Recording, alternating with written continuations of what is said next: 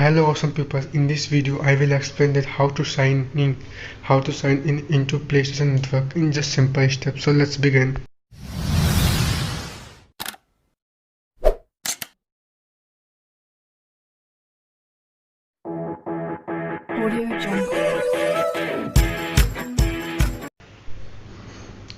Go to your account manager, sign in and accept the new terms and agreements to log back in your PlayStation Network. See, I will tell in just simple steps. Now you can accept. Now you log in. See, if you like my content, please click on like, subscribe and bell icon. Please comment down your feedback in comment section. Thank you for watching.